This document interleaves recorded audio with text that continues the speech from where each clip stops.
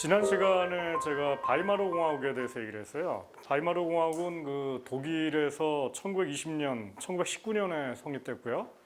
바이마르 공화국 이전에는 독일은 황제정, 빌헬름 1세, 2세, 3세였고 그 시기에는 국회가 있긴 있었지만은 황제의 자문기관 비슷했기 때문에 실제로 이 큰 힘이 국회는 없는 상태였습니다. 그러다가 이제 바이마르 공화국이 등장하면서 처음으로 독일에서 이제 민주공화국이 등장을 한 거예요. 그러니까 여러분들 독일의 히틀러 시대에 제3제국이라는 얘기를 하죠. 그게 왜 제3제국이라는 얘기를 하면은 그 전에 있었던 빌헬름 황제 시기, 그 시기를 제2제국 이렇게 얘기를 하거든요. 그래서 이제 공화국을 없애버리고서 다시 제국, 그러니까 이 영어로 하면 엠파이어를 다시 만들었다는 그런 의미예요. 어쨌든 바이마르 공화국이 등장을 했을 때 이게 이제 우리나라로 치면 1987년 6월 항쟁에 의해서 이 군사독재가 이제 물러나는 그런 거랑 이제 비슷한 효과인데 그 당시에 이제 여기 계신 분들도 마찬가지겠지만 다들 엄청나게 환호했거든요. 그 당시에 독일의 바이마르 공화국 등장했던 거를 가장 환호했던 사람 중에 한 사람이 여러분들이 아시는 독일의 시인 라이너 마리아 릴케 있죠. 이 양반이 엄청나게 환호를 하는 그런 장면들이 나옵니다. 라이너 마리아 릴케가 하지만 이 바이마르 공화국이 몇 년 지나고 나서 이 실망을 엄청나게 해요. 이 실망하는 그 느낌을 보면 이제 어떤 식이냐면은 마치 우리나라 2003년도에 노무현 정부가 등장을 했을 때 처음에 이제 많은 분들이 엄청나게 환호를 했는데 그 환호가 이 집권 몇 년 지나게 되면은 다들 이제 이게 뭔가 하여튼 좀 그렇게 되죠. 그러니까 열광이 다 사라져 나가요. 근데 이 릴케가 쓴 이야기들을 보면 이제 그거랑 비슷한 얘기들이 나옵니다. 그러니까 이제 결국은 왜 그러냐면은 민주주의 공화국이 들어섰는데도 불구하고 삶의 질이 좋아지지가 않아요. 노무현 정부랑 거의 비슷한 사태가 일어나는 거예요. 왜 그러냐? 결국은 이제 이 바이마르 공화국이라는 것이 연립정부였고 이거를 주도하는 것은 자유주의 정당이었습니다. 자유주의라고 하는 건 이제 말 그대로 시장자유주의. 요즘으로 치면은 이제 민주주의를 하지만은 이 경제 문제에 있어서는 자유주의, 신자유주의, 시장 관점에서 그냥 진행하는 그게 이제 독일의 중앙당이었어요. 그 후신이 지금 독일의 기민당입니다. 기독교 민주당. 물론 이제 그 중간에 이제 이 사상을 좀 바꿔가지고 그냥 자유주의가 아니라 지금은 질서자유주의라고 얘기를 하고 그 질서자유주의를 공부하고 온 사람이 지금 더민주당의 김종인 대표예요. 그 양반이 50년대 말에 독일에 유학 가가지고 그 아데나우 정부 시절에 독일 모델을 공부를 했는데 아데나우 정부 시절에 독일을 이제 그냥 자유주의가 아니라 질서자유주의라고 해가지고 이게 이 자유주의 내지는 시장주의 정책으로 계속 하다가는 이게 나치한테 나라를 잃어버리는구나라는 걸 뼈저리게 깨달으면서 이제는 복지국가도 좀 해야 될 것 같고 노동자들 권리도 좀 인정해야 될 것 같고 그리고 재벌들을 규제하는 여러 가지 법도 만들어야 될 것 같고 이런 여러 가지 질서가 있는 이 시장 경제를 만들자라는 게 아데나우 정부 시절이에요. 그러니까 이 김종인 대표는 그거를 배우고 간 건데 이때까지만 하더라도 바이마르 공화국을 이끌었던 이 독일의 자유주의 정당이었던 중앙당은 그런 생각이 없고 그냥 아담 스미스의 교리 그대로 자유주의로 그냥 간 거예요. 근데 이제 문제는 그런 정당과 그 독일의 사회민주당, 그 베를슈타인, 카우츠키, 힐퍼딩 이런 사람들이 우리가 알기로는 이제 복지국가 사상의 이제 독일에서도 원조처럼 알고 있지만은 이런 정당이 이제 거기에 이 주류파 정당이 아니라 일종의 소수파 정당으로 마치 이제 지난 그 4월 총선 때 이 정의당과 더민주당이 연립한다 그런 얘기를 했었는데 연립했다면 이제 거의 바이마르 공화국이랑 비슷하게 되는 거죠. 결국 이제 끌려다니는 거예요, 정의당이. 끌려다니다 보니까 이제 도매금으로 이제 같이 욕먹기 시작하는 거죠. 도매금으로 욕먹는다는 건 뭐냐? 히틀러가 등장해갖고 나치당이 이제 본격적으로 성장하기 시작하면서 히틀러가 대공황을 맞이해가지고 내가 집권하면은 이 돈을 풀어가지고 요즘으로 치면 양적 완화가 됐고 뭐가 됐든지 간에 돈을 왕창 풀어가지고 그 당시 대공황 때문에 발생한 600만 명, 1000만 명의 실업자들을 몇 년 내에 구제하겠다고 약속을 다 했는데 이 중앙당과 사임주당은 그렇게 뭔가 원리에 맞는 얘기는 하면 안 돼. 저 히틀러 얘기는 다 거짓말이야. 우리는 경제 원리대로 해야 되는 거야 라고 하면서 굉장히 올곧은 얘기를 해요. 근데 이제 일반 국민들이 그런데요. 굶어 죽게 생겼는데 그런 게 들어옵니까? 히틀러가 그냥 다 그렇게 일하니까 다 실제로 넘어갔고, 근데 중요한 거는 히틀러가 실제로 약속을 지켰어요. 몇 년 만에 그 33년도에 집권해가지고 불과 3년 뒤인 36년도에 실제로 실업자가 거의 사라집니다. 그 이유가 뭐냐면은 여러분들이 독일에 가시면 아시겠지만 그 아우토번이라고 하는 그 고속도로 있죠. 그 시속 뭐 200, 300km 달리는. 근데 그런 것들을 엄청난 토목공사 같은 걸 하면서 거기에 이제 실업자들을 엄청나게 들여다 쓰고, 그리고 이 사람들한테 이제 정부가 임금을 주고 그 임금을 가지고 소비를 하고, 그러니까 내수시장이 살아나는 거예요.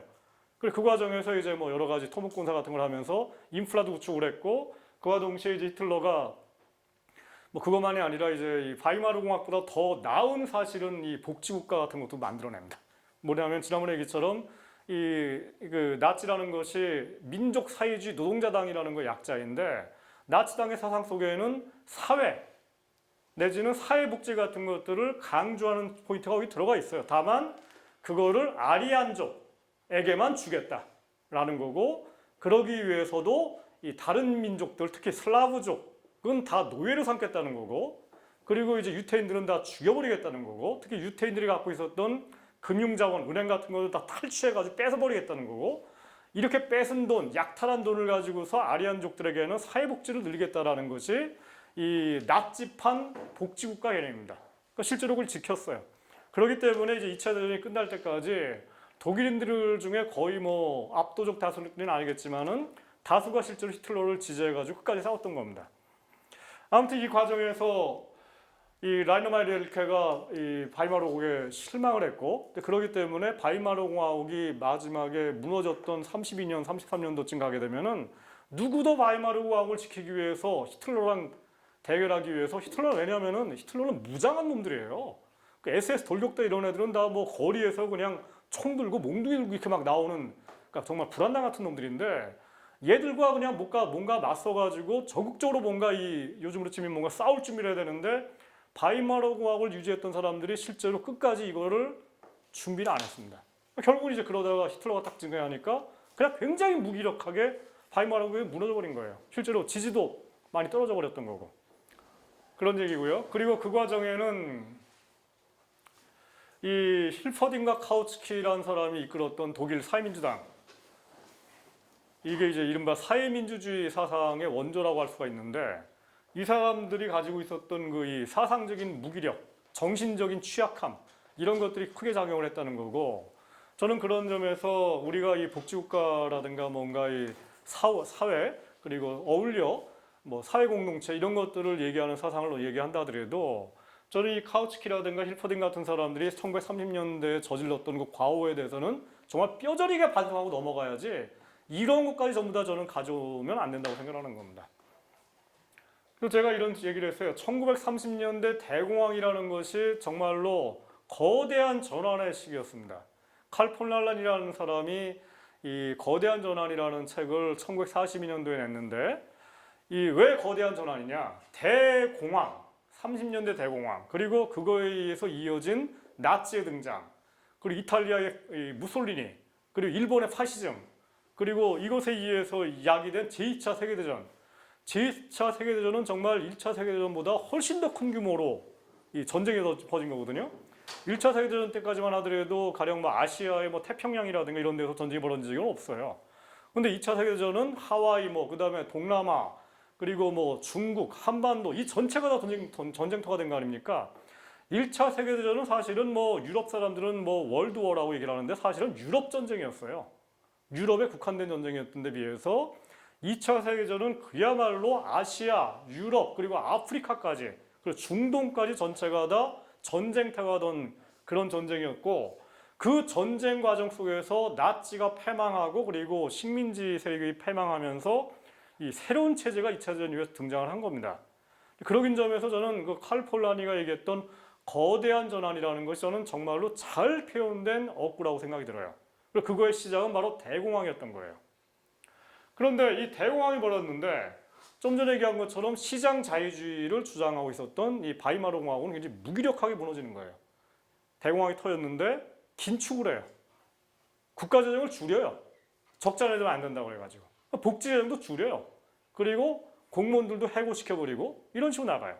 여기에 대해서 바이마르 공화국의 또 한 축이었던 사회민주당, 힐퍼딩, 카우츠키, 베르사인 이런 사람들이 그거에 대해서 하면 안 되는데 하면서도 지켜야지. 나치보단 쟤들이 나니까. 이런 식으로 나가요. 뭐 이런 스토리를 보다 보면 이런 얘기인데 마치 노무현 정부가 막판에 가서 막 지지율을 떨어지는데 그럼에도 불구하고 많은 사람들이 야 그래도 새누리당, 한나라당, 그다음에 이 수구보수 얘들보단 낫잖아. 그러니까 지켜줘야지. 라고 얘기를 하면서 결국은 그냥 속수무책으로 다 넘어가는. 뭐 이런 거랑 비슷한 현상이 이게 저는 뭐 역사라는 게 뭐 굉장히 이상한 게 아니라 저런 역사가 우리나라에서 그리고 다른 나라에서 그리고 실제로 바이마르 공화국이 무너지는 그 과정 보게 되면은 지금 오늘날의 그 유럽에서 지금 가령 유럽 사회민주당들이 지금 유럽 전체에서 굉장히 무기력해요. 굉장히 공격받고 있고 그리고 나치 같은 애들이 지금 등장하고 있고 유럽에서 이런 거랑 좀 굉장히 비슷한 사태인 겁니다. 저게다. 이게 바이마르 공화국만의 문제가 아니었어요. 지난 시간에 얘기를 안 했는데 1929년도에 그 대공황이 발발하자마자 영국 노동당이 이제 한 1906년도에 창립돼 가지고 1920년도에 이제 소수 연립으로 들어갔다가 이제 1929년도에 대공황 너택에 처음으로 집권을 해요. 근데 불과 1년 만에 무너져 버립니다. 왜 그랬냐? 이 당시 수상이 맥도날드라는 사람이에요. 이름이 참 재밌죠. 맥도날드니까. 근데 이 맥도날드 정부를 중요한 게 맥도날드 정부를 뒷받침했던 사람들이 바로 여러분들이 아시는 페비안 소사이티 사람들입니다. 다른 게 아니에요. 뭐 시드니 앱이라든가 베아트리즈 앱이라든가 이런 사람들이에요.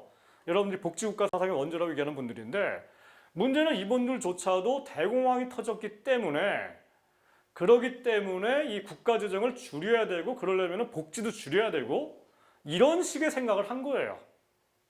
그리고 그거 아니면 국유화 라는 식으로 생각을 한 거예요. 그러니까 맥도날드 내각이 뭐라고 얘기를 하냐면은 앞장서가지고 이 바이마르 공화국처럼 똑같이 복지정을 줄여버리고 그럽니다. 그러니까 당연히 대공황 속에서 영국에서도 실업자가 많이 늘어났고 그리고 사람들이 살기 어려워졌고 이러는데 복지를 줄여버려요. 그럼 당연히 일반 사람들이 맥도날드 정부 싫어하겠죠. 그래 인기가 떨어져요. 그랬더니 맥도날드 정부가 안에서 분열됩니다. 마치 노무현 정부가 분열됐던 것처럼 이 안에서 뭐 좌파 우파가 분열돼가지고 맥도날드 수상이 왜냐면은 맥도날드 그러다가 보수당이랑 연립 정권을 만들어요. 왜냐면 보수당은 긴축을 찬성했거든요. 그러니까 나는 차라리 보수당이랑 연립하겠다고 찬성을 해버려요. 마치 노무현 정부가 막판에 가서 뭐 한나라당이랑 연립하겠다 뭐 그런 식의 얘기인데 그렇게 돼버렸더니 이제 난리가 나죠. 그래갖고 이제 맥도날드 수상을 노동당 내에서 축출을 시켜버립니다. 그랬더니 이제 맥도날드 수상이 그래? 나 나가. 그래가지고 나간 다음에 새로운 뭣도 만들어가지고 뭐 하여튼 이런 기가 막힌 사건들이 벌어지는 과정에서 결국은 맥도날드 수상 내각이 그냥 그대로 그냥 무너지면서 다시 보수당 정권이 집권해가지고 하지만 이 보수당 정권도 똑같이 또다시 긴축을 합니다. 이 보수당 정권이 이제 긴축을 또 해나가니까 이 보수당 정권이 누구냐? 뭐 예를 들어서 처칠 같은 사람들이에요. 계속 긴축을 해나가니까 영국이 대공황에서 못 빠져나가죠.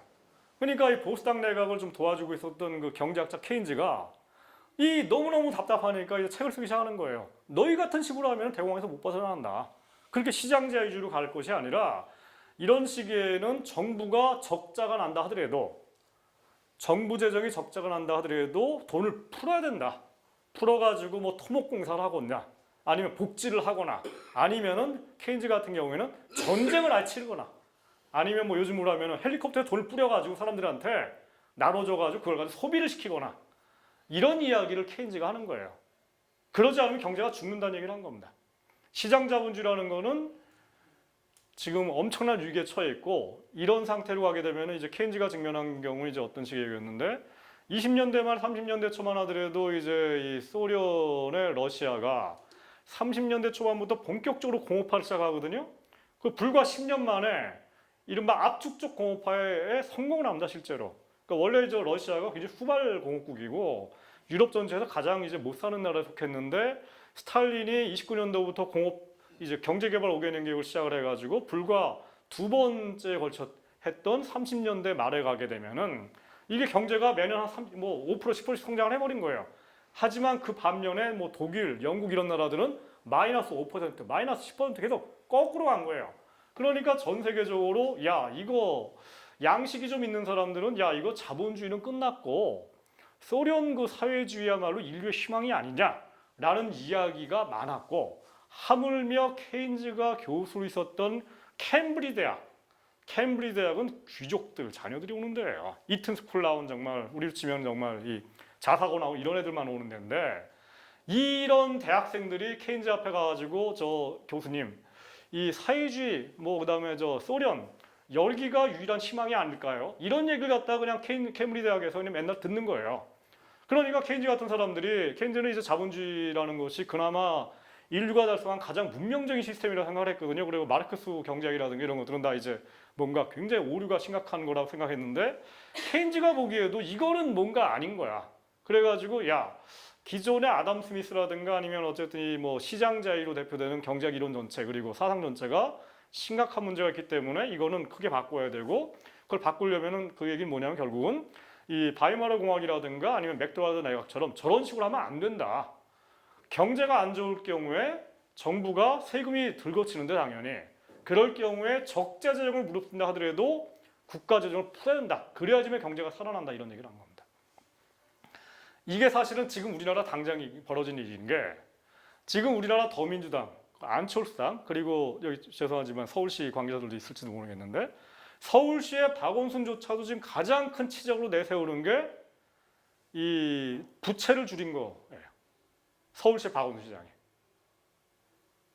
그러면서 지금 경제가 안 좋기 때문에 서울시의 그 이 세수가, 서울시도 이제 지방세 같은 걸 걷는데 이게 많이 안 들어오거든요. 그럼 거기에 맞춰가지고 지금 여러 가지 그 서울시가 사업을 하는 건데, 예를 들어가지고 지금 서울시가 주력하는 사업 중에 하나가 청년들에게 여러 가지, 지금 청년들이 주택난이 심하지 않습니까? 월세 계속 올라가고 있고. 이런 거 가지고 뭔가 크게 좀 뭔가 이제 크게 이제 뻑적지근하게 좀 일을 해가지고 청년들로부터 큰 지지를 얻고 그래야 되는데, 이런 식으로 정치적으로 제안하게 되면은 이 박원순 시장과 이제 그쪽에 있는 분들 얘기는, 야, 그렇게 적자를 내면 안 되는 거야. 우리는 흑자를 내야 되고, 그렇기 때문에 세수가 들어오는 거에 맞춰서 거기에 맞춰서만 일을 해야 되는 거야 라고 얘기를 하는 거예요. 이게 이른바 재정 건전성 신화예요. 근데 이런 식으로 한 바이마르 공화국과 맥도날드 수상 내각이 무너진 겁니다. 물론 다행히도, 불행 중 다행히도 우리나라 보수 세력 있죠. 박근혜, 그리고 시장 자유들, 뉴라이트, 여기는 나치처럼 생각을 안 해요. 다행히도 영국 보수당처럼 생각을 해요. 시장 자유주의 애들도. 그러니까 얘들도 국가 재정을 더 안 쓰려고 그래. 적자 내면 안 된다고 생각을 해. 그러니까 쟤들이나 이쪽이나 비슷해. 그나마 이제 우리 쪽이라 아니까 이제 우리 쪽이 좀 더 나아요 지금. 근데 어쨌든 간에 만약에 이런 식으로 계속 가게 되면 경제는 살아나지 못한다는 거예요. 이게 케인즈 경제학 이론이고, 그 다음에 이제 뭐 뒤에 보겠지만은 이런 식으로 이제 생각하는 것이 이제 영국의 케인즈가 이렇게 생각을 했는데, 사실은 이런 생각을 일찌감치 한 게 바로 스웨덴 사회민주당 지도자들이었습니다. 스웨덴 사회민주당은 그런 의미에서 영국의 노동당과도 달랐고 독일 사회민주당과도 달랐던 거예요. 그런 점에서 저는 스웨덴 사회민주당이 오늘날 우리가 배워야 될 가장 중요한 모범을 제시했다고 생각을 하는 겁니다.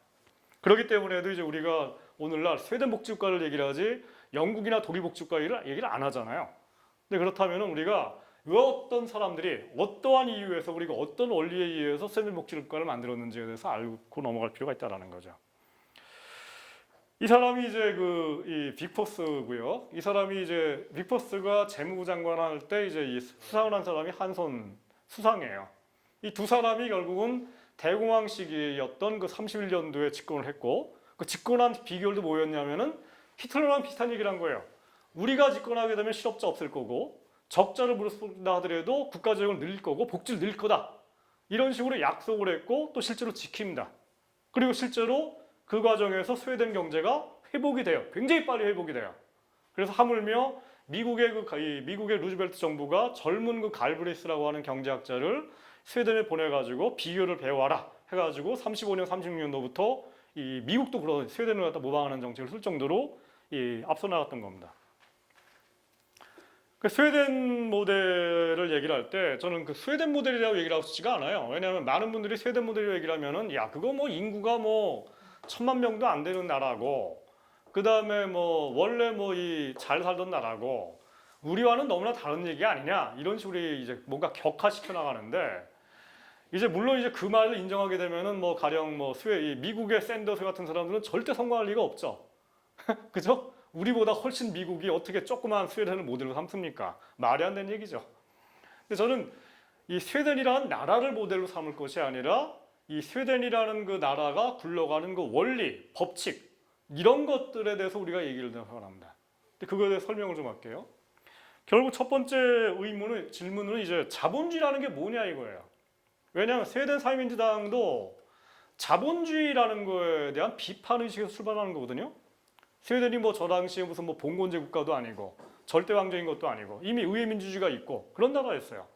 근데도 불구하고 대공황의 위기 속에서 뭔가 이 자본주의라는 것에 시장 자본주의라는 것을 그냥 방치했을 때 어떠한 그 삶의 이유가 나타나는지를 본 거거든요.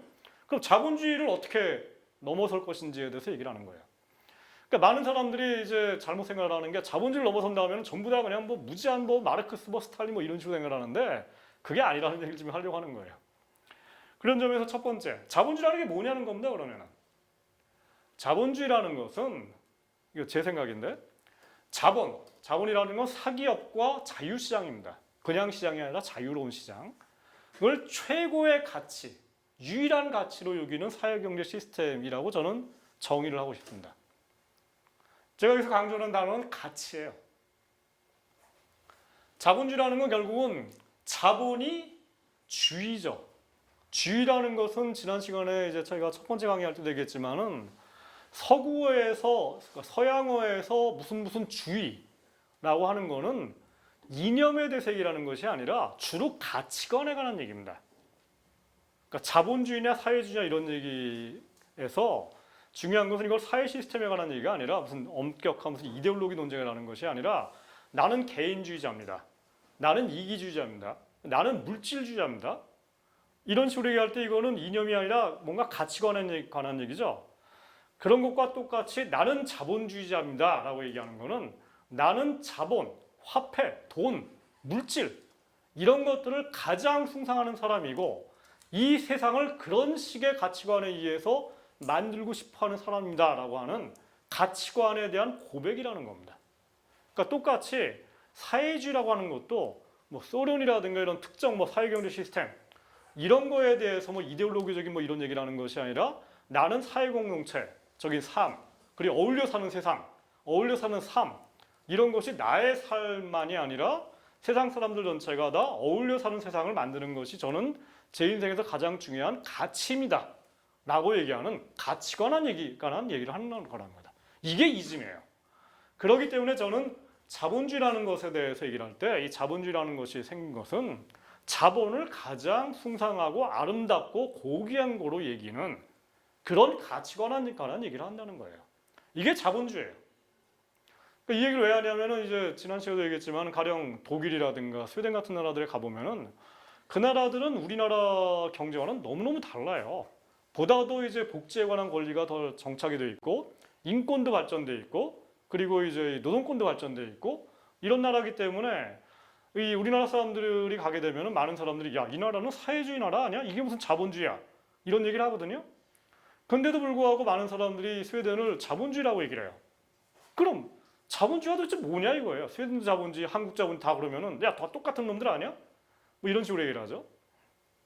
이 완벽한 자본주의란 이런 시스템입니다. 기업이라는 게 이제 이른바 생산수단이라고 얘기를 했죠. 기업의 소유권이 사회자산에 속해 있고 그러니까 주주들이 갖고 있고 그러니까 기업은 사고 팔고 있고 M&A 시장이 있는 거죠. 근데 주식시장이 있는 우리나라 딱 부합돼 있죠 여기. 그 다음에 자본 내지는 자산 내지는 화폐금융 이것도 전부 다 상품시장에서 움직이고 있습니다. 우리나라 딱 맞죠 지금.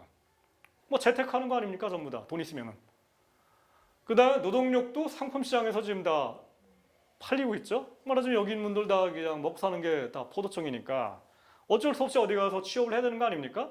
여러분들이 갖고 있는 재산은 그냥 여러분들 뭐 집과 전세금 내지는 내 집과 내 몸뚱아리밖에 없는 거예요. 이거를 이제 노동력이 상품화되어 있다는 얘기를 하는 거예요. 과거의 이 조선시대 내지는 유럽의 봉건시대 같은 경우에는 노동력이 상품이 아니었어요. 최소한 이제 뭔가 상품으로 파는 것이 아니라 다른 방식으로 이제 움직였다라고 얘기를 하거든요. 그 다음에 토지와 부동산도 다 상품이죠. 우리나라. 그 다음에 재화와 서비스들, 그러니까 이런 물건들, 그 다음에 뭐 미장원 가서 뭐 서비스하는 것들, 모조리 다 이제 상품 시장이죠. 대한민국이라는 나라는 이런 의미에서 완벽한 자본주의입니다, 지금. 뭐 여기서 하나 코멘트를 하자면 우리나라에 재벌들이 있고 재벌들이 뭔가 전근대적이고 얘들이 갑질하고 있고 뭐 그다음에 상속하고 있고 이런 걸 가지고서 뭐 이게 전근대적이다 뭐 봉건적이라는 얘기를 하는데 무슨 말씀하시는 거예요? 유럽에도 그렇고 마찬가지고 뭐 미국도 마찬가지고 19세기까지만 하더라도 상속세도 없었어요. 그 나라들 다. 상속세라는 것이 도입되는 것도 19세기 말입니다. 다. 우리나라 재벌도 전부 다 지금 상속세 안 내려고 온갖 꼼사 부리다가 뭐 이건희 회장이 이재용한테 뭐 상속세 안 내고서 막 상속하고 이러지 않습니까? 이거 가지고서 뭐 봉건제라 얘기하는데 유럽도 미국도 다 상속세가 없었기 때문에 다 그런 식으로 했어요. 우리나라는 오히려 해방과 동시에 미국에서 도입된 법이 그냥 들어오면서 상속세가 저절로 도입되는 바람에 그냥 우리들도 모르게 선진적인 세부법이 들어온 거예요. 그러다 보니까 이제 이 재벌들은 환장하겠는 거예요. 야 이거 뭐야? 왜 이렇게 거추장스러운 게 나도 모르게 들어와 있어. 그러니까 이걸 피하다 보니까 이제 19세기 자본주의로 이 재벌들은 가고 싶어하는 거고 아무튼 이 19세기 자본주의라는 것이 바로 유럽에서 그리고 미국에서 가장 자본주의다운 자본주의였거든요. 전근대적이고 봉건적인 자본주의가 아니라는 겁니다. 한국도. 가장 자본주의의 방식으로 지금 우리 움직이고 있다는 거예요. 그럼 이제 저게 만약 자본주의라면은 자본주의를 갖다 벗어나는 거에 대해서 우리가 하나하나 대안을 만들 수가 있는 거죠. 첫 번째, 소련의 해법입니다. 그리고 지금 현재 중국 해법이기도 하고 그리고 무너진 뭐 폴란드, 헝가리, 뭐 동독 이런 데 해법이기도 합니다. 여기 해법은 이제 간단합니다. 자본가가 주인인 게 이제 주인이고 가장 고귀한 게 이 자본주의니까 이걸 그럼 완전히 뒤집으면 되겠네. 그럼 이제 이른바 노동자 계급 내지는 무산자 계급, 프롤레타리아 여기가 주인이 되는 세상을 만들고 자본가들 내지는 자본을 아예 그냥 싹 없애버리자. 단숨에 그냥 일거에 그냥. 그러니까 사기업들을 모조리 폐기시켜버리고 자유시장도 모두 다 폐기시켜버리고 소유권은 뭐 총체적으로 국가가 가지게 되고 이 시장 경제도 완전히 국가 경제로 넘기는 거죠. 이게 되면은 첫 번째 기업의 사유상권이 없어지게 되고 완전히 다 모든 기업이 공기업 내지는 국유화되고 내지는 협동조합, 농장이 돼버리죠. 그럼 당연히 주식이라는 게 아무 의미가 없으니까 주식시장 같은 것도 없죠. 그죠? 소련이라든가 북한에 뭐 주식시장이 있었어요? 없었죠. 그러니까 당연히 자산시장 내지는 금융시장이라는 것도 없죠. 모든 금융자원을 국가가 통제하고 배분합니다. 이게 이제 소련에 있었던 고스플란이라고 해가지고 경제개발 5개년 계획을 갖다가 담당하는 고스플란이라는 국가기구가 있었거든요. 여기서 모든 자원을 다 배정을 해요. 가령 뭐 은행이 있다. 은행에서 매년 뭐 이 은행이 뭐 100조 정도 돈 있다면은 이 중에서 뭐 50조는 어디다 투입하고 이거를 국가 관료들이 뭐 행정관료들이 모여가지고 매년 그냥 하나하나 다 결정하는 거예요. 일일이 다. 이거를 관료적 계획이라고 그래요. 노동력 시장도 없죠. 노동력도 상품이 아니죠. 그냥 졸업하면은 그냥 알아서 국가가 내지는 당이 북한 같은 경우에 북한 노동당이 알아서 일꾼들한테 일자리를 다 줘요. 사실은 뭐 상대적으로 좋은 게 많죠. 왜냐하면 우리나라 지금 정년들처럼 일자리가 혹시 없을까 봐 전전긍긍하지 않으니까 나는 그냥 우리 당 내지는 우리 수령님 여기만 믿으면 되는 거니까. 근데 문제는 이제 이게 작동이 안 되니까 큰 문제가 난 거죠. 그 다음에 토지, 사적 소유가 폐기됐고 북한도 마찬가지고 중국도 마찬가지고 토지는 완전히 국유화된 겁니다. 그러니까 이 중국 같은 경우에는 지금도 토지는 국유예요.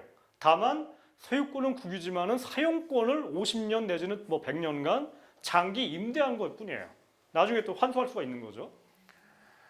그 다음에 토지 위에 있는 게 주택이나 이제 상용 건물이죠. 빌딩 같은 거. 이것도 완전히 사적 소유를 폐기해버렸어요. 근데 이제 중국 같은 경우에는 토지는 국유지만은 건물은 사적 소유로 넘긴 겁니다. 이게 이제 뭐 나중에 보겠지만 헨리 조지 같은 이런 경제학자들 미국에 이런 사람들이 이렇게 얘기를 했어요. 그 다음에 이제 제품과 서비스, 그러니까 자동차, 뭐 컴퓨터 이런 것들도 모조리 다 시장 경쟁이 없어요. 그냥 전부 다 배당, 할당. 뭐 이거 몇 달 만들지, 삼성전자다 뭐 얼마 만들지를 다 국가계획경제당국에서 할당을 해버려요. 가격이 얼마인지도 할당을 해버려요.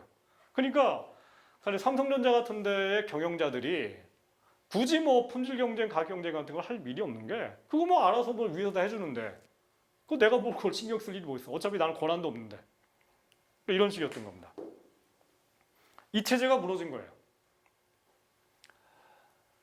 자, 그럼 북유럽 내지는 이 스웨덴의 그 빅포스라든지 이 사람들은 어떤 식으로 그럼 움직였느냐?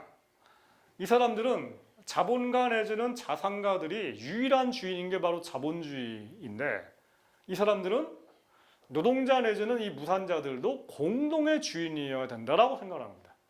중요한 게 공동이에요. 그 얘기는 뭐냐면은 자본가 내지는 자산가들이 없어진 게 아니라는 겁니다. 살려둔 거죠. 그죠?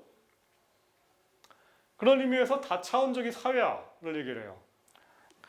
사회화라는 얘기를 썼어요. 지난 시간에도 제가 얘기를 했는데 사회화.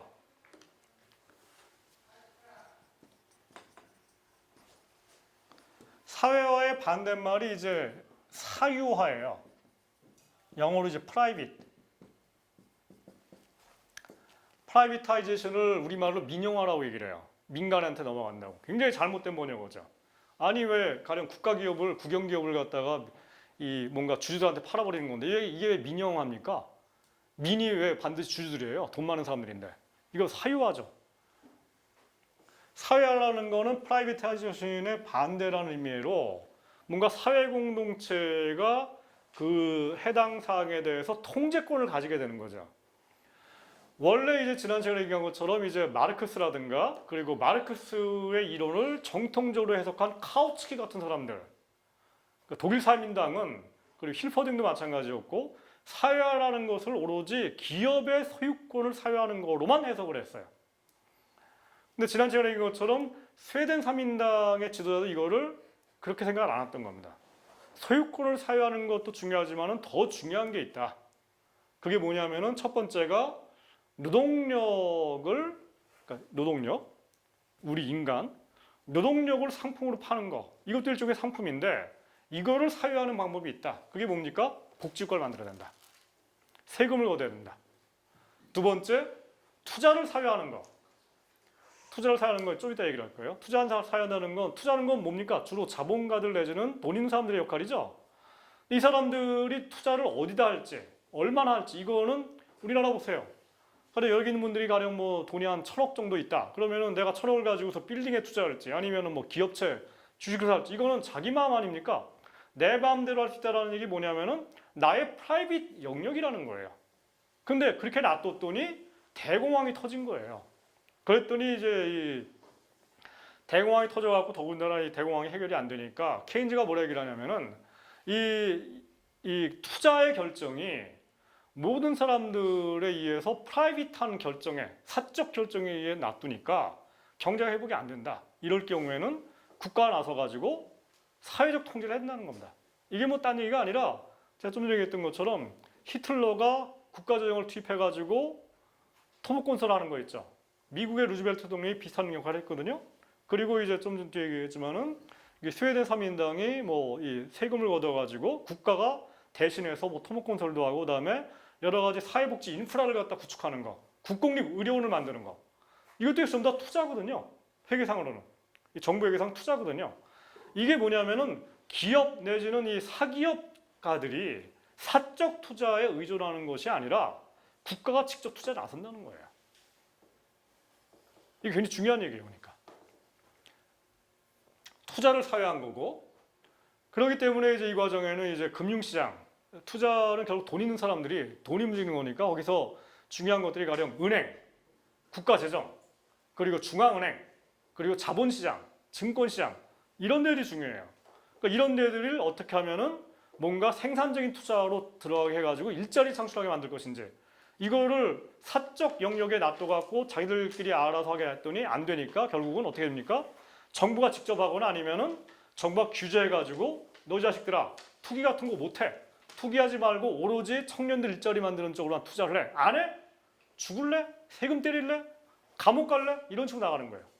그럼 이제 이 돈 있는 사람들이 여기 나오겠죠. 강제로 그냥 투자를 하게 만드는 거니까. 왜냐면 가령 예를 들어가지고 뭐 저기 부동산 투기 같은 거를 잘만 하면 1년 내에 1,000억 투자해갖고 2,000억을 버는데 이거를 법으로 만들어가지고 다 못하게 만들어버리고서 돈도 안 되는, 그러니까 앞으로 5년간 뭐 1,000억 투자해봐야 뭐 5년 뒤에 기껏해야 한 10억밖에 못 버는, 하지만 청년 일자리는 굉장히 많이 창출되고 기술도 발전되는 이런 쪽으로만 정부가 투자를 하고 요구를 하고 법을 만들어버린 거예요. 그럼 이제 자본 있는 사람들은 기분만 나쁜 게 아니라 손해가 막심하죠. 하지만 이제 이 양반들 얘기는 그렇게 해야지만이 일자리가 창출되고 경제가 발전돼갖고 너도 장기적으로 사는 거야 라고 케인즈가 얘기를 한 거예요.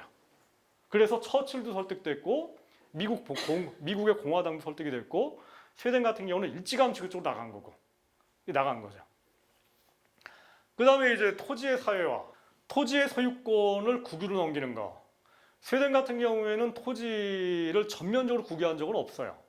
하지만 뭐 여러분들 알고 계셔야 되는 게 전면적 국유화는 없었지만은 스웨덴이라든가 독일이라든가 뭐 스위스라든가 유럽 대부분 나라가 그런데 중앙 정부가 국유한 게 아니라 도시 정부들 있죠. 가령 서울시라든가 경기도라든가 이런 데가 50년 전부터 토지를 매입을 해둡니다. 가령 지금부터 40년 전이었던 1970년대 아직 강남이 개발되기 전에 서울시가 돈을 들여가지고 강남에 그 당시 토지 땅 한 평에 10,000원밖에 안 했거든요. 지금 한 평에 얼마예요? 4천만 원. 그 당시에 10,000원짜리 땅을 서울시가 미리 사두는 거예요. 왜냐? 도시계획상 앞으로 20년 뒤에 개발될 땅이니까. 이걸 사둬요. 시유지로.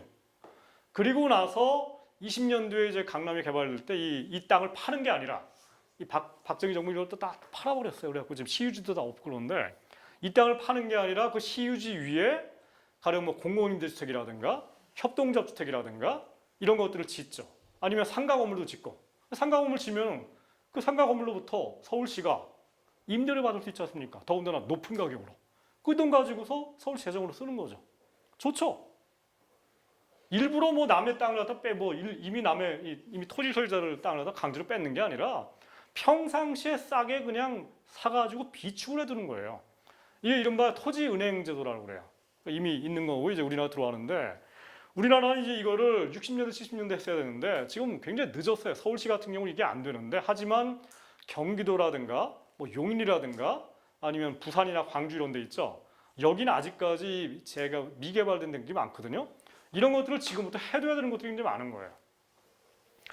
이런 것들. 그 다음에 이제 여기 제가 얘기한 것처럼 이거 보세요. 노동력 상품을 탈상품화하는 거. 복지국가를 만들어가지고 그러니까 굳이 뭐 내가 지금 엄청나게 힘이 들고 나는 공부를 하고 싶고 지금 내 몸을 당장 어디 가서 취업을 하는 것보다는 공부를 더 하고 싶은 사람들한테는 무료로 공부를 시켜주는 거. 이게 바로 노동력을 탈상품화시키는 거예요.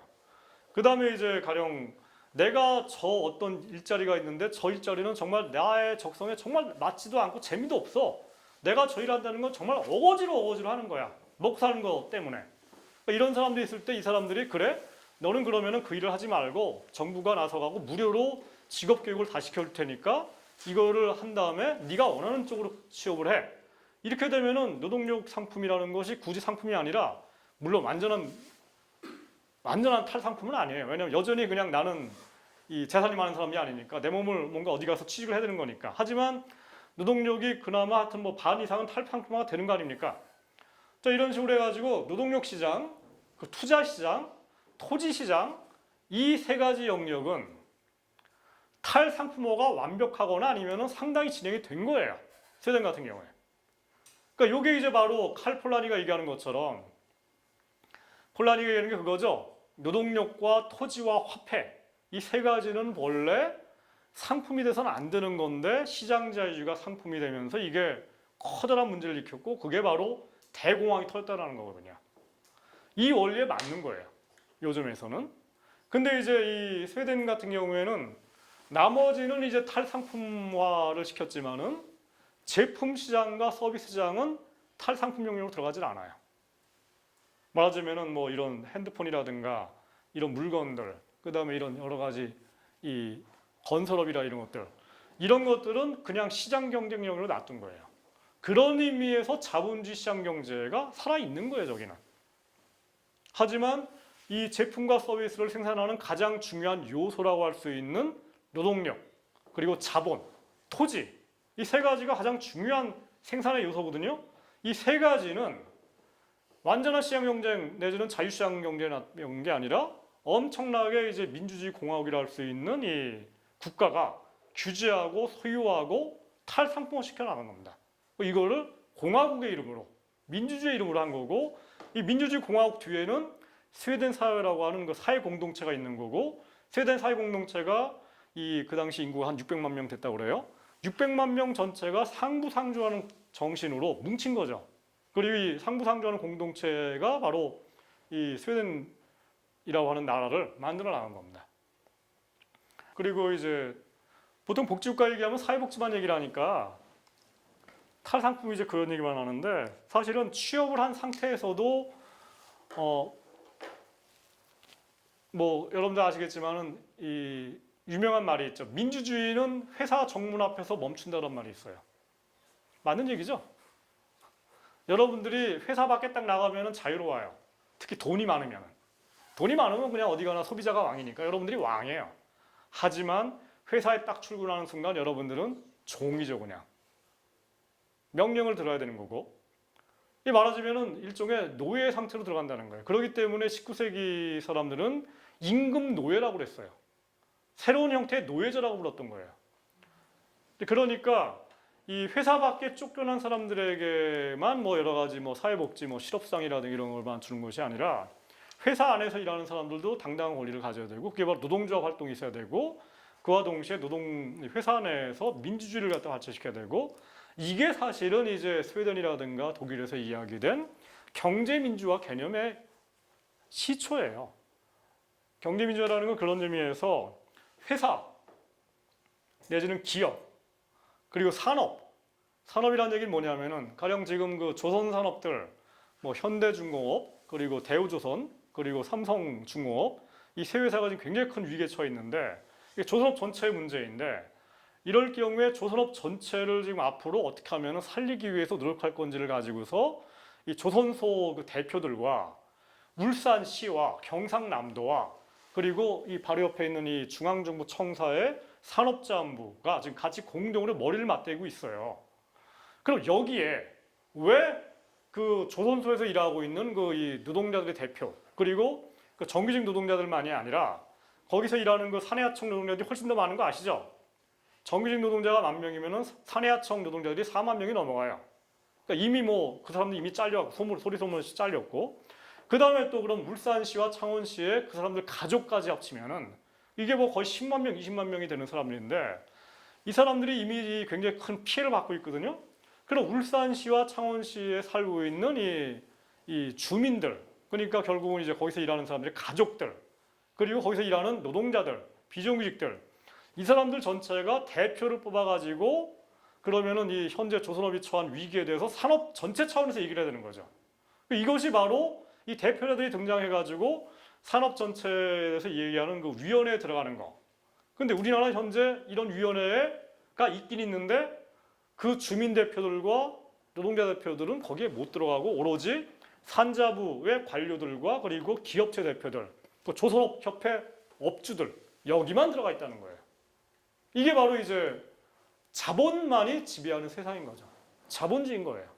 여기 어떻게 하면은 이 노동자들 대표와 비정규직까지 포함해가지고 그리고 주민들 대표가 들어가고 그와 동시에 모든 이해관계자들이 전부 다 들어가가지고 어떻게 이제 앞으로 조선업과 이 해양 위기에 처하는 모든 산업들을 공동으로 통치하는 기구를 만들어서 공동으로 책임도 지고 공동으로 주도할 것인지, 이런 것을 만들 수 있는 굉장히 좋은, 어떻게 보면 지금 굉장히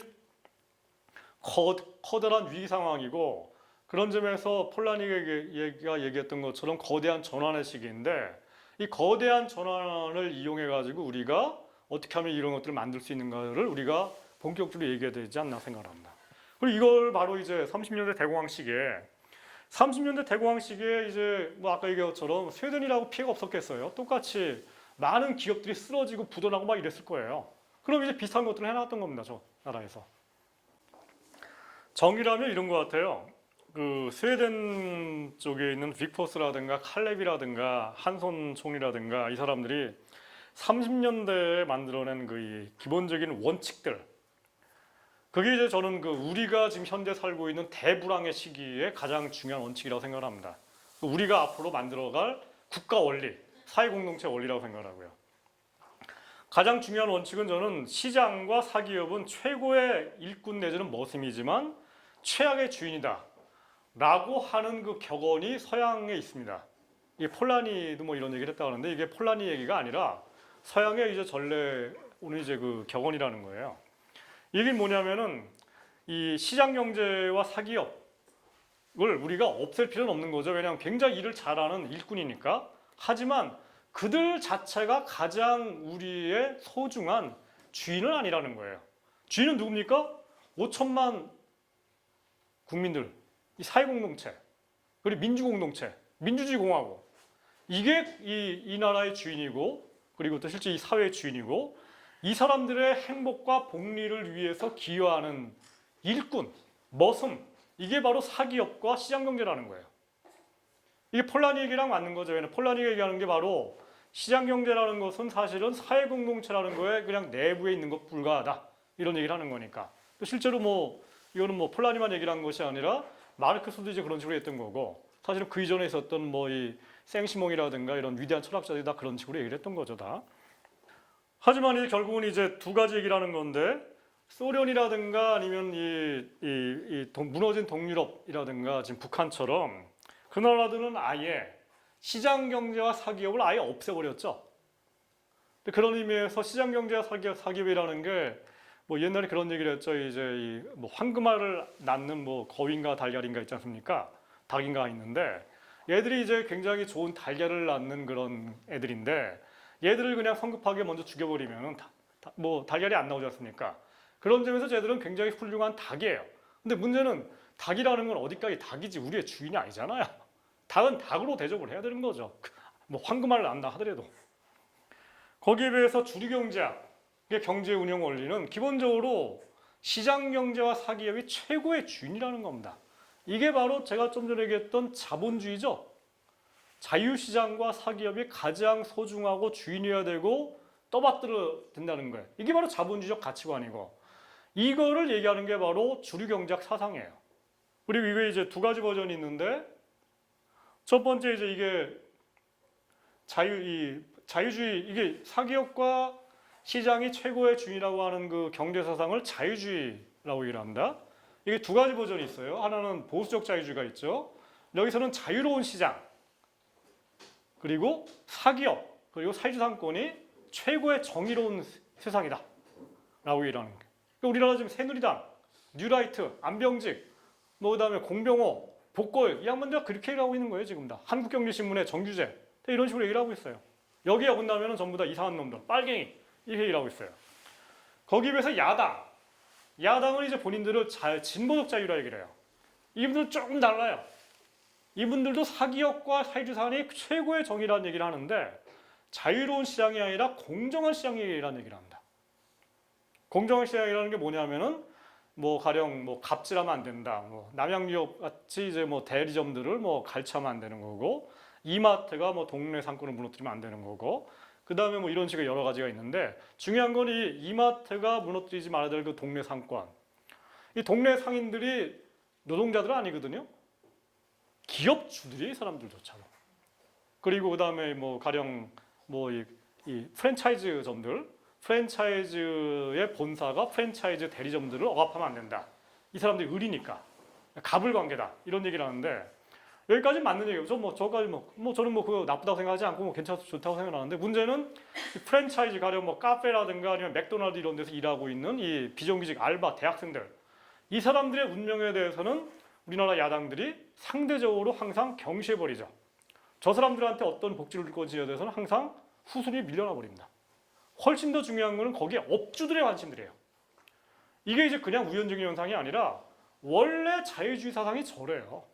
자유주의 사상이라는 거는 노동과 자본과의 관계, 그러니까 마르크스라든가 뭐 카우츠키라든가 비포스라든가 이 사람들 전부 다 자본주의에 대한 비판에서 실박한 겁니다. 그게 뭐냐면은 대기업, 재벌 얘들만 나쁜 것이 아니라 영세기업들, 중소기업들 여기도 역시 인간을 착취하고 약탈하는 그런 자본주의라는 점에서는 똑같다라는 거예요. 솔직하게 얘기해가지고 우리나라 대기업 인간을 더 착취합니까? 아니면 중소기업 더 착취합니까? 누가 더 임금이 낮아요? 누가 더 노조 만드는 거 더 싫어합니까? 중소기업 업주들이에요, 다. 영세기업 업주들, 알바들한테 한 푼 주기 싫어하는 사람들, 대부분 다 영세기업, 중소기업 업주들이에요. 그런데 이 사람들이 이익을 옹호하자라고 하면서 대기업과 재벌들 비판하는 입장이 있습니다. 이게 바로 자유주의적 진보예요. 이런 거를 대표하는 사람이 제가 볼 때는 이 더민주당의 지금 김종인 대표, 그리고 이제 뭐 이 안철수 국민의당인가요? 거기에 이제 안철수 같은 분들.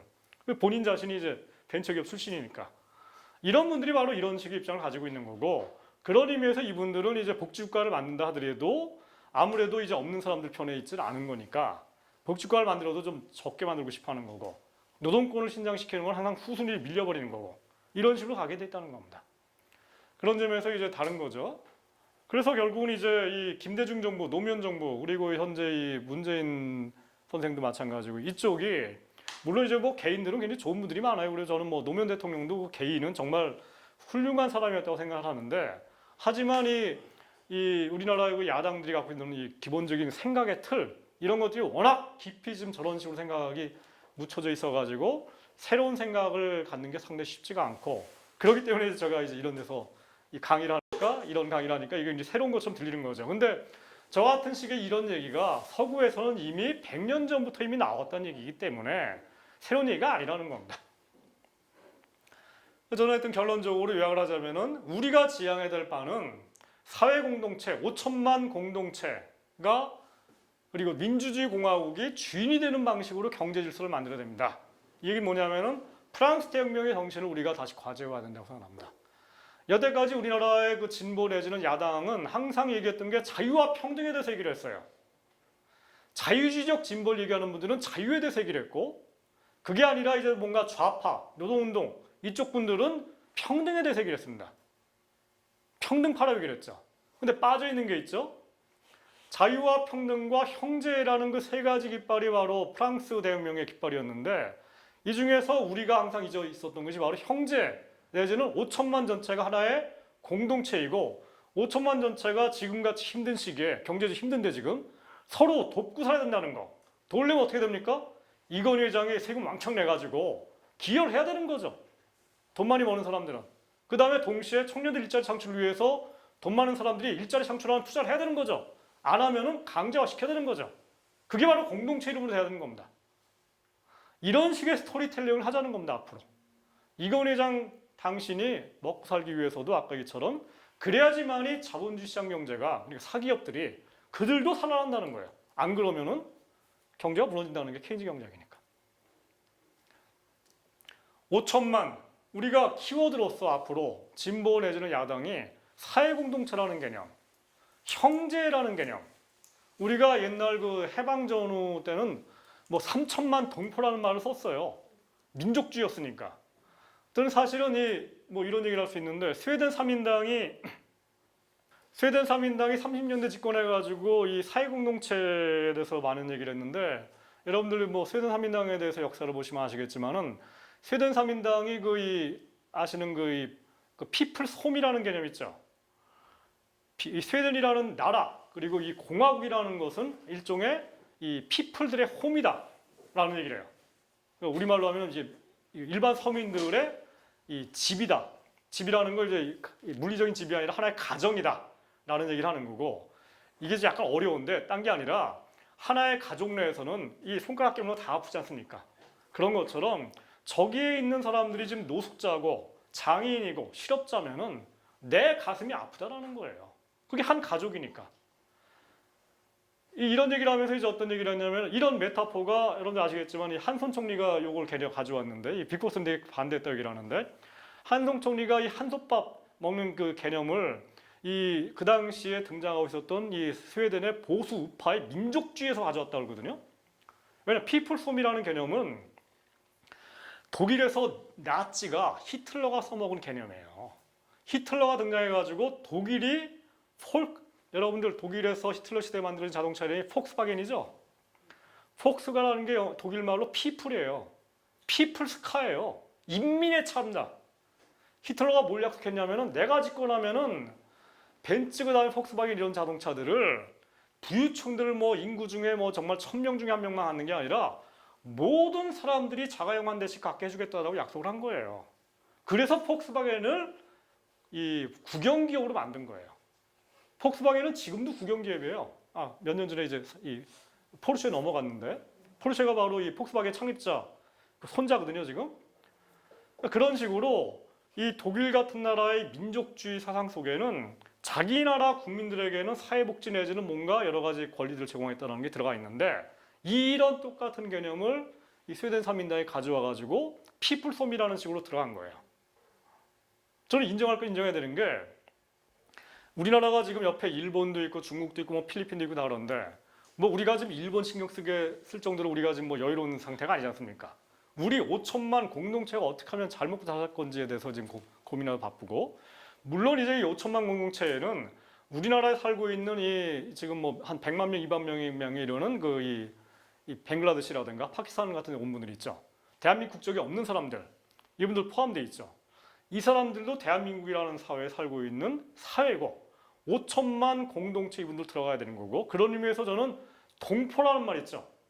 동포라는 말에는 이분들이 다 배제되는 거거든요. 왜냐면 민족만 얘기를 하는 거고 뭔가 핏줄, 뭔가 뭐 우리처럼 생겨야 되는 이런 게 들어가 있는 건데 그런 개념이 아니라 이 모든 외국인들, 뭐 미국인들이고 됐건 아니면 뭐 파키스탄 사람이 됐건 간에 대한민국에 사는 사람들이면은 누구나가 다 건강보험이 적용돼야 되는 거고 그죠? 좀 적용되지 않은 경우가 많지 않습니까? 그 다음에 여러 가지 복지 혜택이 적용돼야 되는 거고 노동권이 보장돼야 되는 거고 지금 보장 안 되고 있잖아요. 뭐 이런 것들 인권이 보장돼야 되는 거고 똑같은 권리를 우리가 줘야 된다는 그런 개념으로 얘기를 하는 거고 그런 의미에서 민족 공동체보다는 더 넓은 의미에서 5천만 공동체 전체 사회 공동체를 얘기를 하는 건데 이 개념 속에서 저는 어쨌든 간에 뭔가 한솥밥 공화국을 만드는 그런 스토리텔링을 우리가 해야 되지 않겠는가라는 생각을 하는 겁니다. 이 얘기는 뭐냐면은 이제 저런 것도 있는 거죠. 저 당시에 그 나온 논쟁 같은 걸 보면은 아까 이 독일하고 비교를 하게 되면은 똑같이 비교를 하는 건데 카우츠키라든가 힐퍼딩 같은 사람들이 독일 사임리당인데 마르크스주의자라고 본인들은 얘기를 했어요. 공산당만 마르크스주의자가 아니에요. 독일 사회민주당도 30년대까지 자기들을 마르크스주의자라고 얘기를 했고 입만 열면 계급투쟁에 대해서 얘기를 했습니다. 계급투쟁을 해야 되고 계급투쟁을 해야 되고 그러기 위해서는 독점 자본들을 소유권을 탈취해가고 국유화시켜야 된다. 이런 얘기를 카우츠키 힐퍼딩이 한 거예요. 근데 대공황이 딱 터졌는데 아무것도 못하고 복지는 줄여버리고 이러다가 망해버린 겁니다. 근데 스웨덴 3인당은 계급투쟁이라는 얘기를 하는 것이 아니라 다른 식으로 얘기를 했죠. 계급투쟁을 하기 위해서 저희 이건희 회장을 갖다 뺏어야 된다고 이런 식으로 얘기를 하는 게 아니라 그게 아니라 5천만 사회공동체가 지금 힘드니까 그 중에 일원인 이건희 회장님, 그 다음에 정주영, 이 양반들 당신들 세금 좀 더 내십시오. 당신들 사회공동체 멤버 아닙니까? 라고 얘기를 한 거예요. 이건 투쟁의 메타포가 아니죠. 뭔가 설득의 메타포니까 다른 개념으로 얘기를 한 거죠. 이런 개념을 가지고서 이제 스웨덴 사회민주당이 이 독일의 스웨덴의 그 재벌들이 있거든요. 발렌베리라고 있어요. 발렌베리가 우리나라 그 삼성보다 더 스웨덴 경제 비중이 더 큰데 스웨덴에서 제일 큰 은행도 갖고 있고 스웨덴에서 제일 큰 그 기업들 가령 뭐 사브는 아니고 이제 여러분들 한국에 들어와 있는 그 스카니아라고 하는 자동차 아시죠? 트럭. 그 다음에 아스트로제네카라고 하는 그 세계 5위에 이르는 그 제약회사, 뭐 이런 그 거대한 회사들이 있는데 이런 회사를 갖고 있는 그 스웨덴 그 재벌들하고 이제 타협을 하는 거죠. 당신들 투자 많이 하시고 일자리 많이 창출하고 그리고 세금 많이 내시고 하지만 세율권은 당신들이 가지세요. 하지만 스웨덴이라는 나라가 지금 바로 옆에 있는 나치의 침공 위협에 직면하고 있었거든요. 여기에서 벗어나기 위해서도 우리가 대동단결해가지고 스웨덴 민족과 사회 공동체가 살아나가야 되고 그러기 위해서는 당신도 희생을 해야 되고 우리도 당신 재산 뺏지 않을 테니까 희생하자 이거예요. 이런 식으로 나왔다는 거죠. 저는 이게 그 당시 2차 세계전에 직면해갖고 스웨덴이라는 나라가 직면했던 국가적 위기 상황만이 아니라 아까 이처럼 보편적으로 우리가 지향해야 될 그 원리와 법칙들이 여기 숨어 있다고 생각하는 겁니다. 이 얘기를 좀 더 하자면 노동력 상품을 탈상품화하자는 얘기를 아마 복지공부를 얘기하시는 분들은 많이 들었을 거예요. 그 에스핑 앤더슨이라는 그 학자가 복지자본주의의 세 가지 세계라는 책이 있고 그게 지금 우리나라로 번역돼 있거든요. 거기 보면은 세 가지 복지체제를 얘기하고 있어요. 그러니까 사회주의 체제가 아닌 자본주의 체제이기 때문에 자본주의라는 얘기를 한 겁니다. 그러니까 사회민주주의 복지체제가 덴마크나 스웨덴 같은 나라들. 그러니까 덴마크, 제가 알기로 이 에스핑 앤더슨이 덴마크 사람이거든요. 덴마크의 사회민주당 쪽을 지지하는 사람이고, 이 사람의 그 글을 보면은 덴마크 사회민주주의 내지는 이 스웨덴 덴마크나 스웨덴이나 전부 다 뭐 옛날 그 바이킹의 후예이기 때문에 말이 똑같다는 거예요. 왜냐면 그 바다도 아니죠. 뭐 이 배 타고 1시간 가면 우리도 치면 거의 대마도도 안 되는 그 가까운 거리에 있는 그 나라들이니까 거의 뭐 이 목포에서 흑산도 정도? 요 정도밖에 안 떨어져 있고, 요즘에는 뭐 제가 안 가봤지만은 덴마크에서 스웨덴으로 넘어가는 그 섬에 오히려 아예 그냥 다리를 놔버려가지고 인천 그 영동대교 같은 다리를 놔버리고 아예 그냥 차로 건너가 버린다거든요. 가까운 나라이기 때문에 말도 똑같고, 그러니까 스웨덴이 뭔가를 하게 되면은 덴마크가 다 모방해 가고, 그러니까 이런 나라이기 때문에 덴마크나 스웨덴이나 다 비슷한 나라들입니다. 그러니까 그런 의미에서 이 에스핑 앤더슨이 얘기하는 그 세 가지 모델은 결국은 스웨덴 모델, 핀란드 모델, 뭐 노르웨이 모델 다 비슷한 거고요. 그리고 이제 거기에 비해서 이 스웨덴 복지국가가 가장 이 노동력의 탈상품화가 가장 잘 돼 있는 나라. 예를 들어 가지고 스웨덴 같은 경우에 요즘 많이 좀 줄었지만은 70년대, 60년대까지만 하더라도 가령 조선소, 우리나라 지금 조선소에서 해고된 사람들의 경우에 뭐 원래 받던 월급의 90%를 받죠. 그럼 원래 받던 월급이 얼마니까 지금 조선소 같은 경우에 정규직의 경우에 한 7천만 원 받았거든요. 그럼 한 6,500만 원 정도를 받는 거예요. 실업자 수당으로. 근데 그거를 지탱하려면 고용보험을 좀 많이 내줘야겠죠? 그죠? 지금보다. 자, 이런 시스템을 만들어야 되는데, 우리나라 같은 경우에 이제 이 고용보험을 지금부터 저는 늘리는 얘기를 지금부터는 해야 될 것 같아요. 이 얘기만 좀 더 하자면은. 왜냐하면은 여기 민주노총 분들도 계시지만은 우리나라 민주노총이 지금까지 고용보험을 늘리자는 운동을 한 적이 없어요. 왜냐? 민주노총 조합원들은 해고를 당하는 일들이 별로 없었거든요. 조합원들은 적어도 정규직이니까다. 근데 지금은 대불황 시기가 돼가지고 민주노총 조합원들도 해고를 당하는 위험에 처하기 시작했어요. 그리고 더군다나 뭐 사내하청 사람들은 이 사내하청 내에서는 정규직이지만은 크게 보면 비정규직 아닙니까? 이분들은 뭐 이 고용보험을 낸 액수가 훨씬 더 적으니까 뭐 거의 뭐 지금 신문에 나오는 거 보면은 거의 고용보험을 거의 한 4달에서 6달 정도밖에 못 받는다고 그래요. 그러면은 지금부터 이제 받기 시작해가지고 앞으로 한 가을 정도 되면은 그야말로 굶기 시작하는 거예요. 그럼 혼자 굶으니까 가족이 다 굶겠죠? 자, 그럼 이런 사람들이 몇십만 명이 이제부터 발생을 해요. 이런 사람들이 이미 발생을 했고, 이 사람들에게 어떻게 하면 식량을 제공할 건지, 먹을 걸 제공할 건지를 이제부터 고민해야 되는 거예요. 자, 이게 바로 대공황의 세계입니다. 30년대 초반에 미국의 루즈벨트가 직면한 현실이에요. 뉴욕 거리에 노숙자가 넘치고 먹을 거 빵 한 조각 없는 사람이 넘쳐나가고, 이 사람들을 위해서 교회 같은 데서 급식을 제공하기 시작하고, 급식 제공하면 막 수백만 명이 수천 명이 오게 되고, 자, 이게 우리가 지금 시작되는 거예요. 지금부터.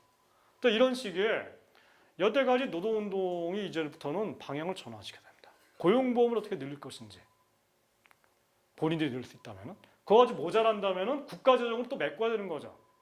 국가재정이 근데 안 고쳐요. 세금이 덜 거치는 게 당연하죠. 아니, 경기가 안 좋은데 당연히 기업의 매출이 작으니까 이익이 안 나겠죠. 그럼 법인세를 덜 내게 되는 거고, 그 다음에 이제 아무래도 경기가 안 좋아지면 근로소득세 덜 내게 되죠. 그 다음에 돈 많은 사람들도 소득이 적으니까 부자들도 소득세를 많이 못 내게 돼요. 그 다음에 물건 사고 파는 게 덜해지니까 부가가치세도 줄어요, 다. 그럼 3대 세금이 우리나라 세금의 3분의 2인데 이 세금이 앞으로 줄 겁니다. 준다고 그래가지고 정부가 이 세출을 줄여요? 복지재정을 줄여요? 그럼 경기가 더 죽어요. 안 되죠.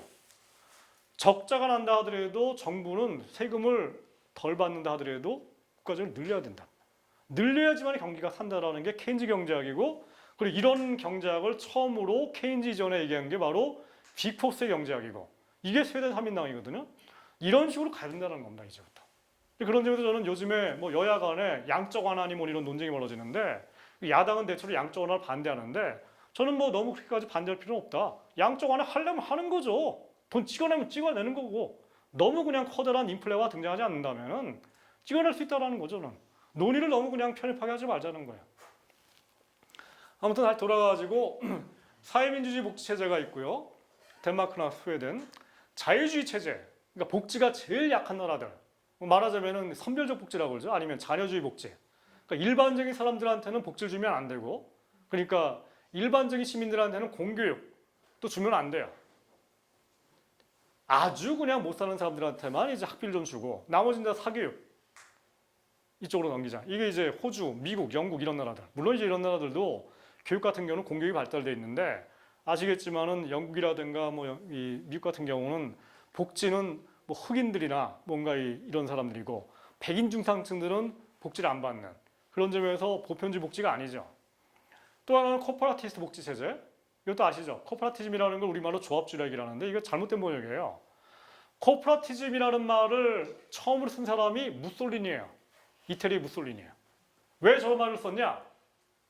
이태리라는 나라 전체가 하나의 기업처럼 운영된다는 겁니다. 왜 기업이냐?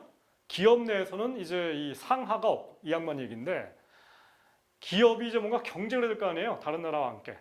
이런 의미에서 이제 얘기를 한 거고, 그래서 이 코퍼레티스트의 원조가 이제 이 독일인데, 아니 독일이라든가 이태리, 그 다음에 전후에 일본, 그러니까 일본 자민당이 장기 집권한 일본, 그러니까 아베 정부, 저게 이제 코퍼레티즘 복지이고, 그게 이제 우리보다는 지금 복지가 더 발전돼 있죠. 가부장주의적이지만은 그러니까 이런 식의 얘기고, 이 코퍼레티스 복지 체제의 특징은 이제 보편적 복지가 아니라 취업자들에게만 복지를 주는 거죠. 그래서 세금보다는 4대 보험료 위주로 복지를 만들었고, 그러니까 이 코퍼레티즘 복지 체제는 뭐에 약하냐면은 비정규직이 발생하거나 이러면은 코퍼레티즘 체제는 무너지게 돼 있어요. 왜냐하면은 저거는 정규직이고 뭔가 안정된 직장을 가진 사람들을 전제로 해가지고 이 사람들로부터 뭐 건강보험료라든가 국민연금 같은 것들을 걷어가지고 복지가 굴러가는 이런 식으로 돼 있거든요. 그러니까 이제 만약 경기가 안 좋거나 아니면 요즘처럼 독일도 마찬가지인데 비정규직이 많아지거나 이렇게 될 경우는 안 돌아가요.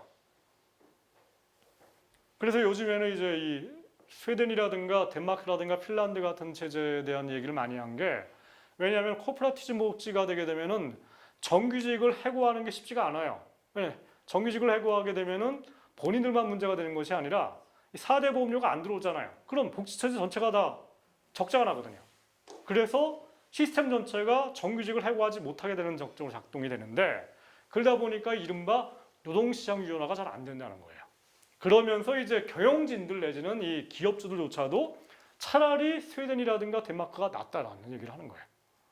그래서 이제 덴마크의 모델이 바로 이른바 여러분들이 알고 있는 그 유연 안정성 모델 있죠? 노동시장이 유연하면서도 안정적이다. 왜냐? 잘라도 되고 잘려도 뭐 별로 큰 문제가 안 생기니까. 왜냐? 덴마크라는 나라가 이 4대 보험료가 없고요. 모든 그 복지 재정을 세금에 의해서 움직입니다. 그 이유 중에 하나는 덴마크는 대기업들이 별로 없어요. 그러니까 대부분 다 중소기업이기 때문에 이 뭔가 이제 뭐 다른 문제 뭐 하여튼 뭐 이런 식으로 얘기를 하는데, 덴마크라든가 아니면 뭐 네덜란드 누구죠? 뉴질랜드 뭐 이런 나라들은 이 농업 국가들인데, 농업 국가들이 주로 이 보험료가 아니라 세금에 의해서 움직이는 그런 식으로 했고, 그렇기 때문에 사람들이 이제 해고돼도 별로 문제가 발생하지 않는 복지 시스템 전체 뭐 이런 식으로 유연한 시장이라는 얘기를 했어요. 뭐 좀 더 전문적인 얘기를 했고, 어쨌든 이 노동력 상품화라는 거를 좀 더 사상적으로 얘기를 하자면은 칼 막스가 얘기했던 것과 상당히 다릅니다. 내지는 칼 막스가 얘기한 거를 좀 더 발전시켰다라고 볼 수도 있는 건데요. 마르크스가 자본론에서 뭐라고 얘기를 하냐면은, 자본은 1권에 나오는 얘기인데, 상품 생산 일반이라는 얘기를 해요. 그게 뭐냐면은, 예를 들어서 여러분들 전체가 다 이제 소상공인들이에요. 뭐 종업원들이 없어. 여러분이 직접 뭐 내 가게를 갖고 있을 뿐만 아니라 직접 그냥 물건을 만들어 갖고 더군다나 내다 팔아야 돼. 이런 그 생산을 일반적 상품 생산이라고 해요. 그리고 이거는 자본주의적 시장은 아니지만은 어쨌든 시장 경제거든요. 그 상품 생산이고. 근데 이런 경제와 자본주의적인 그 상품 생산이 구별되는 결정적인 이유는 뭐냐면은, 가령 여러분들이 뭔가 그렇게 좀 전에 그런 것처럼 얘기를 하다가 돈을 좀 벌어요. 그랬더니 이거 뭐 이제부터 힘드니까, 그리고 일이 많아지니까 주문이 많아지니까 이제부터는 종업원들을 쓰죠. 여기 계시는 뭐 사람들 한 5명 채용해가지고 야 지금부터는 너는 뭐 저거 물건 만드는 일 하고 너는 뭐 마케팅을 담당하고 너는 뭐 담당하고 다 일을 시키고 나는 사장님이 되죠. 그죠? 그 다음에 한 10년 정도 지난 다음에 이게 또 사세 확정되면은 사장하는 역할도 월급쟁이 사장 하나 쓰는 거예요. 그 다음에 나는 뭐 합니까? 나는 오너로 물러나가지고 놀러 다녀요. 뉴질랜드 놀러 다니고 뭐 하와이 놀러 다니고. 그래도 회사 잘 굴러가. 나중에 와가지고 보고만 받으면 되는 거죠. 보고하는 동안에 그럼 내가 없는 동안에 누가 이 회사를 맡느냐? 이 회사의 감사를 좀 잘 맡겨가지고 예를 들어서 변호사 같은 사람들을 맡겨가지고 야 내가 1년에 한 2천만 원 줄 테니까 네가 이 회사 감사를 잘 봐가지고 회계 감사 같은 거 잘해갖고 저 월급쟁이 사장이 좀 이상한 짓 하지 않나 잘 봐 하면 되는 거예요. 아시겠죠? 자 이게 자본주의입니다. 이러기 때문에 이제 돈 많은 사람들은 여러분들 아시죠? 뭐 돈 좀 많이 벌게 되면 재테크 잘하게 되면은 꿈이 저거 아닙니까? 한 뭐 20억 30억 모은 다음에 그냥 세계 여행 다니고 그냥 띵까띵까 놀러 다니는 게 꿈 아닙니까? 이게 바로 자본주의예요. 그래서 막스는 이제 이런 식으로 얘기를 하면서 결국 이 양반 막스가 얘기한 거는 이 모든 문제의 근원은 결국은 소유권이다 라고 얘기를 한 거예요. 그러니까 소유권을 박탈해가지고 이 오너, 결국 그 주주 이 사람의 소유권을 뭔가 사회화 내지는 국유화시키면 모든 게 해결된다 이렇게 얘기를 한 거예요. 근데 스웨덴의 뭐 에스핑 앤더슨이라든가 빅4 사람들은 그렇게 생각을 안 한 거예요.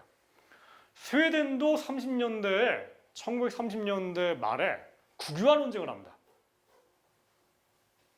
왜냐하면은 1930년대만 하더라도 영국 노동당 그리고 영국의 페비안 소사이어티, 베아트리체 뭐 시드니 웹, 버나드 쇼, 그 다음에 뭐 독일의 뭐 카우츠케 후계자들 모조리 다 국유화 태제론자들이었어요. 아시겠죠? 그런 상황에서 유일하게 스웨덴 3인당만 혼자 집권해갖고 해보니까 야 국유화라는 게 뭐 이렇게 실익이 있냐? 별로 없는 것 같아. 국유화하지 말고 그냥 쟤들 소유권 냅두고 그 대신에 아까 얘기했던 것처럼 다른 식으로 나가자. 이런 식으로 한 겁니다. 그러니까 이제 마르크스 얘기한 거랑 다른 거죠. 그래서 이런 얘기들이. 그러면서 나온 얘기가 이제 아까 이처럼 노동력을 탈상품화 시킨다는 거예요. 그 얘기 뭐냐면은 마르크스가 이제 이 일반적 시장과 일반적 시장 경제와 자본주의적 시장 경제의 결정적인 차이가 노동자들 채용하는 걸 하지 않습니까? 노동자들은 왜 나한테 와서 채용됩니까? 왜냐하면 가진 건 자기 몸뚱아리밖에 없으니까. 그런 거죠. 이게 자본주의인데. 근데 만약에 복지국가를 만들어가지고 여기 계신 분들이 나한테 굳이 뭐 이렇게 와서 채용되지 않아도 뭔가 먹고 살 수 있는 토대를 만드는 거. 복지국가 아닙니까? 그러니까 뭐 주택이라든가 학교라든가 이런 것들에 대해서 공교육을 제공하고 공립주택을 제공하고 그 다음에 최소한 뭐 먹고 살 수 있는 걸 제공한다면은 굳이 뭐 취업을 하는 그 강제가 있다 하더라도 그 강제가 훨씬 줄겠죠. 근데 그런 의미에서 자본주의적 생산의 원리가 근본으로 침해되는 거 아닙니까? 그죠? 이런 생각을 마르크스는 못했다는 거예요. 근데 제가 볼 때는 이게 마르크스가 바보가 아니라 바보라서 그랬던 게 아니라 지난 시간도 얘기했지만 마르크스가 1883년대 죽었어요. 그 당시 죽었을 당시까지만 하더라도 영국이란 나라에 그 유럽 전체에 사실 세계 전체에 소득세라는 것도 없었고 법인세도 없었고 그리고 그렇기 때문에 복지국가라는 것이 가능하다고 막스는 본 적도 없고 이러니까 당연히 이런 생각을 안 하죠. 근데 마르크스가 죽은 지 무려 한 50년 뒤에 집권한 50년이면 긴 시간입니다. 50년 뒤에 집권한 그 스웨덴의 빅4가 이 사람들은 아야 보니까 야, 소득세도 거두고 있고 법인세도 거둘 수 있고 그럼 이 돈 가지고 우리가 뭔가 할 수 있는 게 많네? 그 다음에 이제 뭐 사회보험료 이미 독일에 있었거든요. 빅스머르카. 이걸 가지고서 여러 가지 뭐 건강보험제도, 국민연금제도 같은 걸 만들 수가 있으니까 그럼 이런 걸 하게 되면은 마르크스, 그러니까 이 당시만 하더라도 또 강조하는데 이 홍기빈 박사가 빅포스에 대해서 책을 쓴 게 있죠. 네, 뭐 빅포스와 뭐 잠정의 유토피아 이런 책을 썼는데 거기 보면 이제 빅포스라는 사람이 마르크스와는 정반대 입장인 것처럼 쓰시고 계시는데 실제로는 뭐 그 말도 맞지만은 실제로는 그렇지 않은 면도 많아요. 뭐냐면은 스웨덴 3인당 지도자들이 30년대도 마찬가지고 지금도 마찬가지지만은 마르크스 사상이라는 걸 다 버린 적이 없어요. 그렇게. 왜냐면 마르크스 사상이라는 게 이게 한두 가지가 아니거든요. 그러니까 저도 뭐 마르크스 주자는 아니에요. 하지만 마르크스가 얘기한 것 중에 상당수가 지금도 옳다라고 생각합니다. 아까 얘기처럼 예를 들어가지고 마르크스가 얘기했던 거 말하면 19세기 자본주의가 착취적이고 갑질하고 억압하고 임금노예고 아니 이거 마르크스가 얘기했는데 그게 뭐가 틀렸어? 19세기도 맞았지만 지금도 맞는 얘기죠. 자본주의는 원래 그런 거야. 맞는 얘기죠. 왜 그걸 부인하려고 그래? 이거 부인하는 순간 아주 이상한 얘기가 돼버리는데. 그런 의미에서 저는 이 19세기 저 마르크스 사상이 틀린 게 아니라 마르크스가 보지 못했던 거, 시대적 한계 때문에 바보라서가 아니라 그런 것들을 이제 30년대 살았던 스웨덴 3인당 사람들이 봤고 가능성을 봤고 그렇기 때문에 마르크스가 얘기했던 것 중에 이 태제 중에 하나인 이 국유화 태제, 소유권을 박탈하자는 태제를 갖다 바꾸는 거죠. 그런 식으로만 하는 것이 아니라 노동력 상품의 상품성을 떨어뜨리면 되는 거 아니냐라고 얘기했다는 거죠.